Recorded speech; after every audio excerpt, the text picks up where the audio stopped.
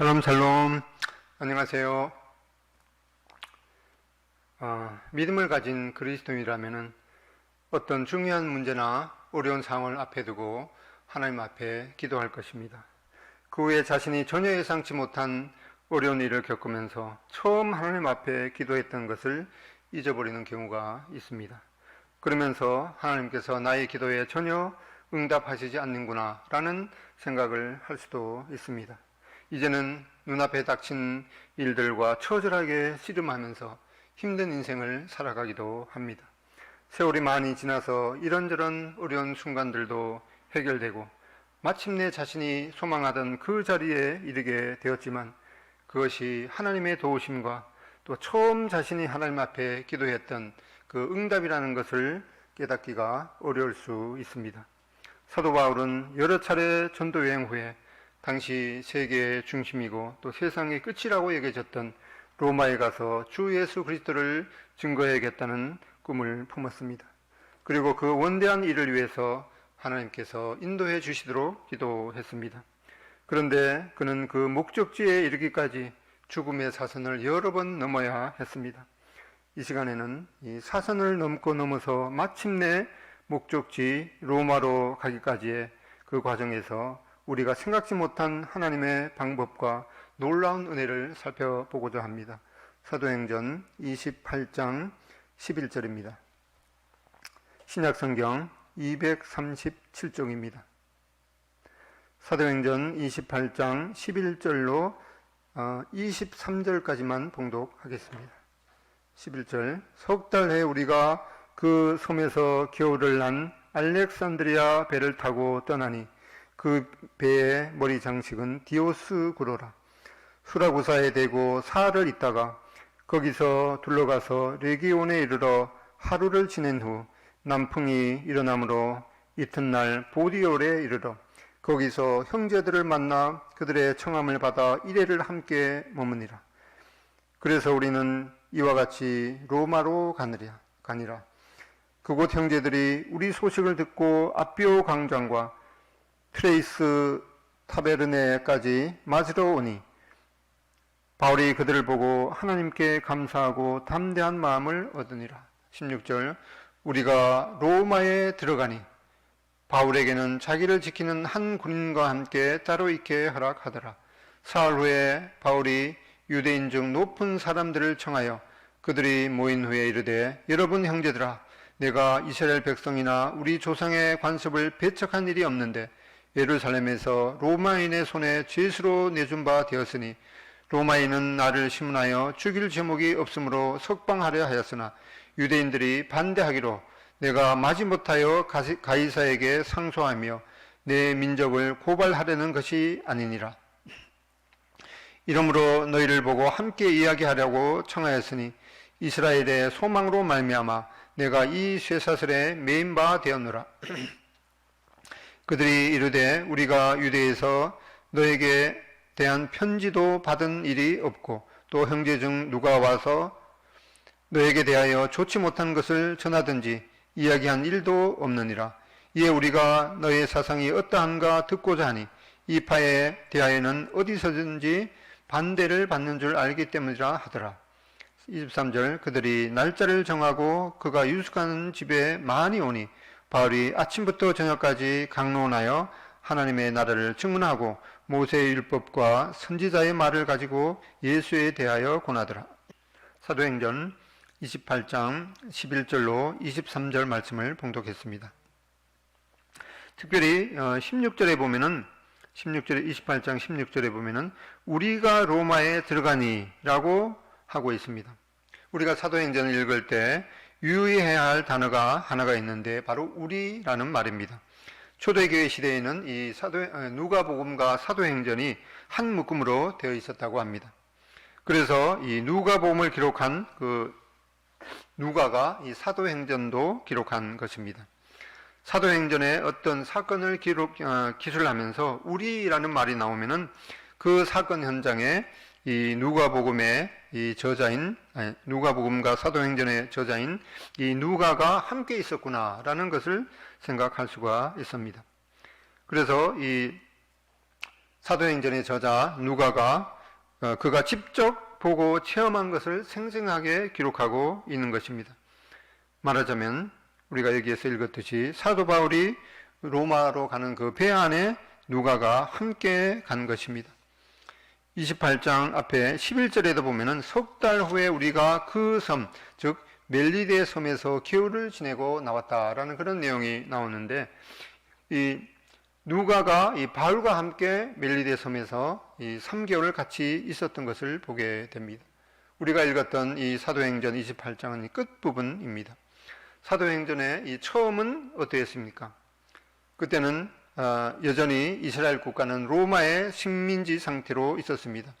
예수님의 제자들도 부활하신 예수님께서 이 로마의 식민지로 있는 이스라엘을 해방시켜 주실 메시아로 기대했습니다. 그래서 예수님께 제자들이 물었습니다. 주님께서 이스라엘 나라를 되찾아 주실 때고 바로 지금입니까? 라고 물었는데 예수님께서는 때와 시기는 너희에게 속한 것이 아니요 아버지의 고난으로 정하신 것이니 너희가 알 바가 아니요. 유명한 이 8절 1장 8절 오직 성령이 너희에게 임하시면 너희가 권능을 받고 예루살렘과 온 유대와 사마리아와 땅 끝까지 이르러 내 증인이 되리라고 말씀하셨습니다. 그리고 제자들이 보는 앞에서 하늘나라로 승천하셨습니다. 예수님께서는 제자들에게 예루살렘과 온 유대와 사마리아와 이 땅 끝까지 이르러 주님의 증인이 되리라고 말씀하셨습니다. 처음에는 제자들에게도 이 허황된 그런 말씀으로 들렸겠지만 예수님의 말씀대로 제자들은 그들의 세대의 이 땅 끝까지, 이제 우리가 여기 사도행전 28장에서 읽었듯이 이제는 이제 로마에까지 들어와서 사도 바울은 이 아침부터 저녁까지 종일토록 이 생명의 복음을 전하고 있는 것입니다. 과연 예수님의 말씀대로 이 놀라운 일이 아닐 수가 없습니다. 특히 이 사도행전 13장에 보면은 이 안디옥 교회에서 바울과 바나바를 선교사로 파송하면서 교회적으로 이 금식 기도를 하게 되는 것을 보게 됩니다.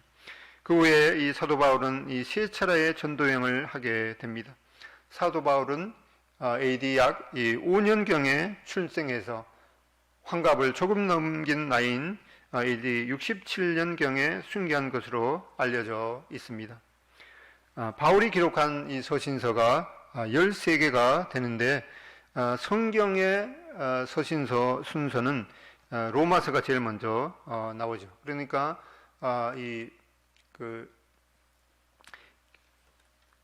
사도 바울이 이 서신서를 기록한 그 순서와는 좀 다르게 되어 있습니다. 이 전도여행과 관련해서 사도 바울이 1차 전도여행 때는 이 서신서 하나를 쓰게 됩니다. 2차 전도여행 때는 서신서 2개를 쓰게 되고 3차 전도여행 때는 서신서 3개를 쓰게 되고 이 로마로 가게 되는 이 4차 전도여행 때에는 서신서를 4개를 쓰게 됩니다. 그리고 1차 전도여행에 걸린 기간은 이제 2년이 되는데 3차 전도여행 때는 3년, 4차는 4년, 그리고 1차가 2년, 2차가 3년, 3차가 4년, 그리고 4차가 5년 정도 걸렸습니다. 그래서 1차 전도여행과 관련해서 쓰인 서신서가 바로 갈라디아서이죠. 그리고 2차 전도여행 중에는 데살로니가 전서와 후서를 쓰게 됩니다. 그리고 3차 전도여행 때는 바로 고린도 전서와 후서, 그리고 이 로마서를 쓰게 됩니다. 그리고 4차 전도여행 중에는 이 감옥에서 4개의 서신서, 에베소서, 빌립보서, 골로새서, 빌레면서, 그리고 처음에 그 로마의 감옥에서 한 2년 정도 있다가 석방된 후에는 디모데 전서와 디도서, 그리고 최후에는 이 디모데 후서를 쓴 것으로 알려져 있습니다. 바울은 이 30대 중반에 주님을 만나서 회심하고 근 30년 동안이나 이 세상 끝까지 주님의 증인의 삶을 살았습니다. 우리는 보통 이제 청소년 시기에 이 위인전을 읽으면서 나도 그와 같이 훌륭한 사람이 되기를 희망하며 인생의 목표를 정하기도 합니다. 성경에는 많은 신앙의 위인들이 있습니다. 그 중에서도 신약 성경 27권 중에서 13권의 서신서를 기록한 바울이야말로 위인 중에 위인입니다. 그래서 이 사도 바울의 인생과 그의 사상을 이 평론과 곁들여서 일목요연하게 읽어보는 것은 큰 도움이 될 것입니다. 그래서 요즘에는 집콕을 하는 시간이 길어지고 또 독서의 계절이기 때문에 추천할 만한 책을 소개합니다. 바로 사도 바울의 이 전기를 이제 평론과 같이 곁들여서 쓴 이 바울 평전이라는 책입니다. 인터넷에 조회해 보면은 이제 톰 라이트라는 분이 쓴 이 바울 평전이라는 이 바울의 이 전기가 있는데 꼭 한번 읽어 보시기를 바랍니다. 이 사도 바울의 일생 가운데 특히 이 로마로 가는 일정과 관련해서 보면은 우리가 읽은 이 사도행전 28장에 로마에 처음으로 입성하기 전에 약 3년 전에 이 3차 전도여행 그 마무리쯤에 이제는 이 로마로 가서 복음을 전하야겠다라는 생각을 품으면서 사도 바울은 이 고린도에서 로마에 있는 성도들에게 편지를 쓰게 됩니다. 즉, 이 로마서를 쓰게 된 것이죠. 로마서 1장 9절을 보겠습니다. 로마서 1장 9절에 보면은 내가 그의 아들의 복음 안에서 내 심령으로 섬기는 하나님이 나의 증인이 되시거니와 항상 내 기도에 쉬지 않고 너희를 말하며 어떻게 하든지 이제 하나님의 뜻 안에서 너희에게로 나아갈 좋은 길 얻기를 구하노라. 여기 우리가 읽었듯이 바울은 이 3차 전도여행 이 다음 목적지로 당시에 세계의 중심이었고 또 세상의 끝으로 여겨지는 이 로마로 가서 복음을 증거하기를 원하는 그런 기도 제목을 가지고 있었습니다. 그래서 주님 앞에 기도했습니다. 주님, 로마로 갈 수 있는 길을 열어주십시오 라고 하면서 예수님의 이름으로 기도합니다. 아멘. 이렇게 기도했습니다. 그리고 이제 로마서 이 15장에 가보면은 그런 기도에 대해서 여러 번 길이 막혔다고 말하고 있습니다. 로마서 15장에 가보겠습니다. 로마서 15장 22절에 보면은 그러므로 또한 내가 너에게 가려 하던 것이 여러 번 막혔더니 23절 이제는 이 지방에 일할 곳이 없고 또 여러 해 전부터 언제든지 서바나로 갈 때 너희에게 가기를 바라고 있었으니 이는 지나가는 길에 너희를 보고 먼저 너희와 사귐으로 얼마간 기쁨을 가진 후에 너희가 그리로 보내주기를 바랍니다. 여기 사도 바울은 이제 고린도에서 로마 성도들에게 편지를 쓰면서 내가 로마에 잠깐 들렸다가 이 당신들과 교제한 후에 서바나 이 스페인까지 가서 전도하기를 원한다라고 하는 그런 기도를 하고 있었던 것을 보게 됩니다. 바울은 이러한 원대한 기도 제목을 가지고 3차 전도여행에서 이제 예루살렘으로 돌아왔습니다. 그런데 이 유대인은 바울이 성전 근처에서 이방인인 신자와 함께 있었는데 사람들은 이 사도 바울이 유대인이었던 사도 바울이 이방인을 데리고 성전에 들어갔다 왔다라는 그런 이 거짓 모함을 받아서 체포되었습니다. 당시에 이 그런 종교법을 어겼을 때에는 현장에서 죽여도 모방했던 그런 상황이었습니다.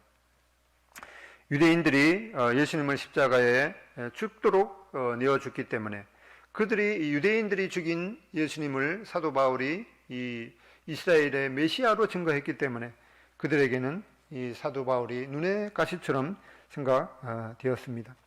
얼마나 우울하겠습니까? 사실도 아닌 것에 거짓 모함을 받았으니까요. 사도행전 23장 12절로 14절에 보면은 유대인들이 이 당을 지어서 이 결사대를 만드는 것을 보게 됩니다.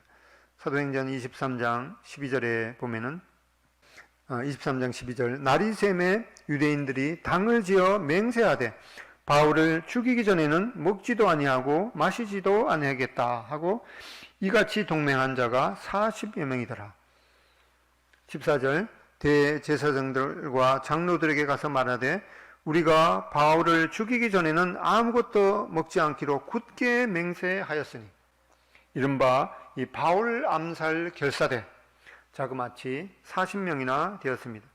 그들은 바울을 죽이기 전에는 아무것도 먹지 않겠다고 굳게 맹세까지 했습니다. 참 할 짓이 없어서 이런 일에 금식까지 하며 굳게 맹세하는 것을 보게 됩니다. 그만큼 이 바울에 대한 이 증오가 이 극에 달했던 것을 보게 됩니다. 그 다음에 이제 사도행전 24장 27절에 보면은 이태가 지난 후 부르기오 베스도가 벨릭스의 소임을 받으니 벨릭스가 유대인의 마음을 얻고자 하여 바울을 구류하여 두니라. 바울은 이 이스라엘의 그 해안가에 있는 가이사라에서 2년 동안이나 감옥에 갇히게 되었습니다. 지금도 이스라엘에 가면은 그 가이사라의 그 바닷가에 있는 가이사라의 유적을 볼 수가 있습니다. 사도 바울은 이 세계의 수도 이 로마로 가는 그런 원대한 꿈이 있었는데 그 금쪽보다도 귀한 이 짧은 인생 동안에 2년 동안 이 감옥에서 지내야 했으니 얼마나 가슴 아픈 일이겠습니다. 바울은 이 자신을 감옥에 넣은 그 책임을 지는 이 벨릭스 총독에게도 복음을 전했습니다. 24장 25절에 보면 바울이 의와 절제와 장차 오는 심판을 강론하니 벨릭스가 두려워하여 대답하되 지금은 가라 내가 틈이 있으면 너를 부르리라 하고 26절 동시에 바울에게서 돈을 받을까 바라는 거로 더 자주 불러 같이 이야기하더라. 이 벨릭스 총독은 이 바울의 전도에 관심을 보이면서도 아니 그 총독의 자리까지 있으면은 이 30세끼 먹는 데는 전혀 지장이 없을 건데 가진 것도 없는 이 바울에게 무슨 이 떼돈을 받겠다고 이 원하는 그런 이 벨릭스 총독의 마음을 보게 되는데 이 참 거지가 따로 없는 것을 보게 됩니다. 이제 바울은 피의자 신분으로 가이사 황제에게 재판을 받으려고 배 타고 이 로마로 가게 됩니다. 그 여정 가운데서 이 광풍을 만나서 바다 가운데서 이 14일 동안이나 밤낮을 먹지도 못하고 사투를 벌이다가 섬 가까이 와서 암초에 걸려서 배도 다 깨어지고 이제 헤엄쳐서 멜리데 섬에 이르게 됩니다. 그 섬에서 3개월 동안 그 멜리데 섬 주민들의 특별한 동정을 받고 지내면서 그 멜리데 섬, 즉 몰타 섬의 주장 이 보블리에게도 전도하게 됩니다. 특히 이 멜리데 섬은 몇 년 전에 이 1000만 관중이 본 이 실미도 영화의 이 수중 촬영지이기도 합니다. 보블리오 추장이 사도 바울에게 묻지 않았겠습니까? 아니 선생님 어떻게 하다가 이렇게 276명의 사람들과 이곳에 오게 되었소? 그런 질문에 바울은 그가 3차례 전도 여행을 했던 일과 또 모함을 받아서 로마로 가게 되는 그 상황 가운데서 이 광풍을 만나 파선해서 이곳에 오게 되었지요 라고 했을 것입니다. 순간 그 보블리오 추장은 어떤 생각을 했겠습니다. 만약 이 사도 바울이 탄 배가 이 광풍을 만나지 않았더라면 자기들이 사는 그곳에 올 일도 없었고 그렇게 되었다면 이 자신도 이 생명의 복음을 들을 그 기회가 전혀 없었으니 이 광풍이야말로 자신들을 생명으로 이끈 하나님의 놀라운 은혜가 아닐 수 없구나라고 생각했을 것입니다.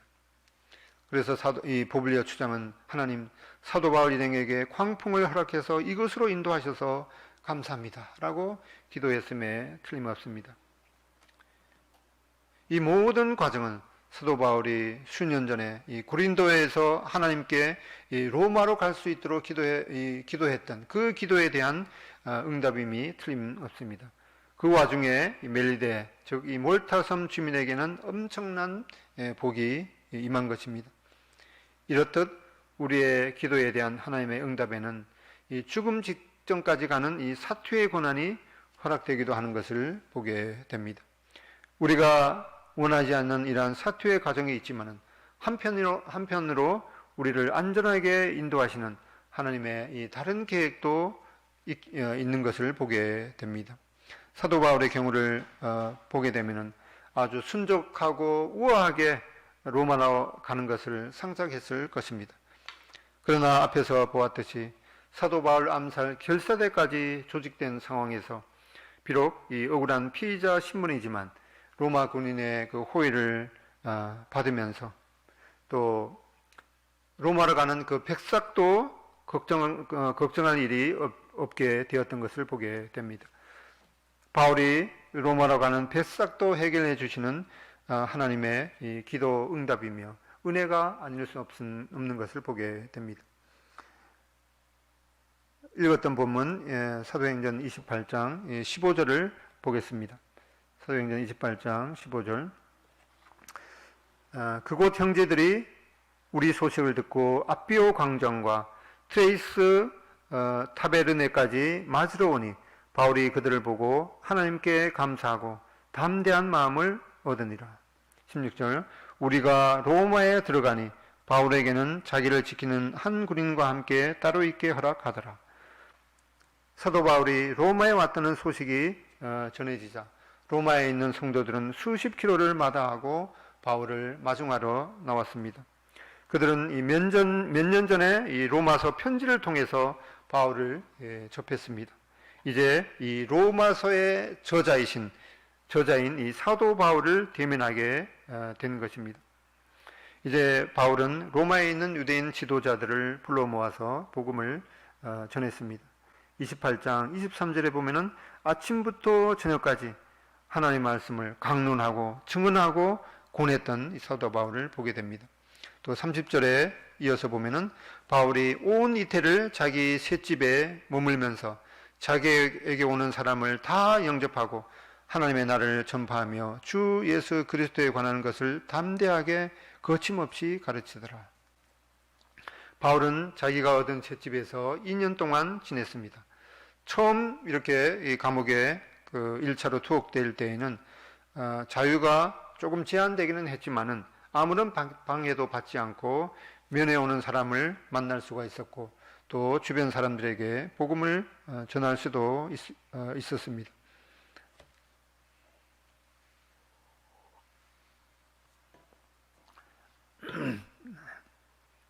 31절에 보면은 이 하나님의 나라를 전파하며 예수 그리스도에 관한 것을 가르치되라는 말이 나오는데 여기에 전파하며 가르치며 라는 이 단어는 원래 그 헬라어로 이제 분사 진행의 의미입니다. 영어 NIV 성경에는 약간 다르게 쓰였지만은 이 다른 영어 성경에는 전파하며 라는 이 단어가 preaching 또 가르치며 teaching이라는 그런 진행 형태로 되어 있습니다. 이것은 이 복음 전파는 그때나 지금이나 주님 오실 때까지 계속되어야 함을 의미하기도 합니다. 사도 바울은 이렇게 2년 동안 로마 감옥에 있으면서 이 4개의 옥중 서신을 쓰게 됩니다. 바로 에베소서, 빌립보서, 골로새서, 빌레몬서입니다. 이 빌립보 성도들에게 보낸 이 바울의 옥중 서신, 이 빌립보서 1장을 보겠습니다. 빌립보서 1장 12절. 형제들아, 내가 당한 일이 도리어 복음 전파의 친전이 된 줄을 너희가 알기를 원하노라. 이러므로 나의 매임이 그리스도 안에서 모든 시대 안과 그 밖에 모든 사람에게 나타났으니 형제 중 다수가 나의 매임으로 말미암아 주 안에서 신실함으로 겁없이 하나님의 말씀을 더욱 담대히 전하게 되었느니라. 그리고 빌립보서 4장 22절에 가보면은 4장 22절. 모든 성도들이 너희에게 문안하되 특히 가이사의 집 사람들 중 몇이니라. 여기 보면은 바울을 감시하던 시대의 사람들 그리고 가이사 그 황제의 가문에 속한 사람도 믿음을 갖게 되었다고 증언하고 있습니다. 과연 바울이 이렇게 감옥에 갇히게 된 것으로 인해서 복음의 진전과 진보를 이루었다고 고백하고 있습니다. 우리는 코로나로 인해서 몇 주 몇 개월을 교회에서 이 대면 모임을 가질 수가 없고 또 이런 상황이 얼마나 오래 갈지도 모르는 상황입니다. 저는 요 며칠 동안 이 구도자를 만날 수가 없어서 이 온라인 영상을 통해서 일주일에 2번씩 복음 교제를 했습니다. 저도 그런 그 화상으로 복음을 전하는 그런 효과에 대해서 반신반의했지만은 그 구도자분이 이제 화상을 통해서 주님을 영접했습니다. 그리고 성도님들이 교회에 모이게 되면은 간증도 하고 또 교회 생활을 잘 하고 싶다고 고백하기도 했습니다. 이런 상황 가운데서도 이 복음의 역사가 일어날 수 있구나 생각하게 되었습니다. 이제 요약해 보면은 이 기도 응답의 과정에 이 치열한 삶의 고투가 있을 수가 있습니다. 또한 그 고난 가운데서 하나님의 놀라운 섭리를 보게 됩니다. 그래서 우리는 범사에 하나님을 인정하고 감사하는 삶을 살 수가 있을 것입니다. 우리가 잘 알고 있는 한 사람의 간증을 드리고 마치겠습니다. 바로 이 명상록이라고 불리는 이 팡세의 저자 파스칼입니다. 파스칼은 이 요한복음 17장에서 예수님께서 십자가에 달리시기 직전에 기도하신 그 내용을 읽다가 주님을 영접했다고 알려져 있습니다. 그때 갑자기 완전하신 사랑이신 그리스도의 불꽃 같은 임재가 방을 가득 채웠다. 성경책에 기록된 말씀이 성자 예수님께 임재하신 말씀으로 인해 확증되었다라고 하면서 이 파스칼은 그때 일어난 일을 재빨리 간결하게 양피지에 기록했습니다. 맨 위에는 빛으로 둘러싸인 십자가를 새겨 넣었습니다. 그리고 그 양피지를 코트 안쪽에 꿰매 놓았다고 합니다. 그가 죽은 후에야 그것이 발견되었는데 거기에 쓰여 있는 내용의 일부를 읽어 드리겠습니다. 예수 그리스도, 나는 그분을 떠났었고 그분에게서 도망치고 그분을 부인하고 십자가에 못 박았다. 이제는 절대로 그분을 떠나지 않으리라. 예수 그리스도, 나의 인도자에 대한 전적인 순종은 지상에서 하루를 정진하는 동안 누리는 영원한 기쁨. 아멘. 그는 이 39살에 이 죽음에 이르게 된 이 두통이 너무나 심각해서 어떠한 정신적인 활동도 할 수 없었습니다. 그가 마지막 쓴 글 중에 하나는 자신의 질병을 선한 목적을 위해 사용해 달라고 기도하는 기도문이었습니다. 그 기도문의 일부를 읽어 드리겠습니다. 그 마음이 너무나 선하시고 온유하신 주님, 제가 당신의 뜻을 나의 뜻인 것처럼 따르게 해 주소서. 저는 지금 병에 걸려 있지만 이 고통 가운데서 당신을 영화롭게 할 수 있도록 인도하소서. 저희 뜻이 당신의 뜻과 하나가 되게 하시고 저희 고통이 당신의 고통과 하나가 되게 해 주소서. 저희 것이 당신의 것이 되게 해 주소서. 제가 당신과 하나가 되게 해 주소서. 그래서 제가 당신의 고통 일부분이라도 지닐 수 있다면 그 고통으로 인해 영광을 얻으신 주님, 성부와 성자와 함께 영원히 거하시는 그 영광을 얻으신 주님, 그런 주님으로 온전히 채워질 수 있도록 인도하소서. 아멘. 우리는 이 코로나로 인해서 모두가 이 고통받는 이 순간에도 이러한 모든 상황을 주님께서 이 선한 목적을 위해 사용해 주실 것을 기도할 수가 있습니다. 그리고 우리는 우리의 인생의 길이가 언제까지일지 모르지만 주님 앞에 서는 날까지 범사에 하나님을 인정하고 감사하는 삶을 살 수 있기를 기도드립니다. 기도드리고 마치겠습니다.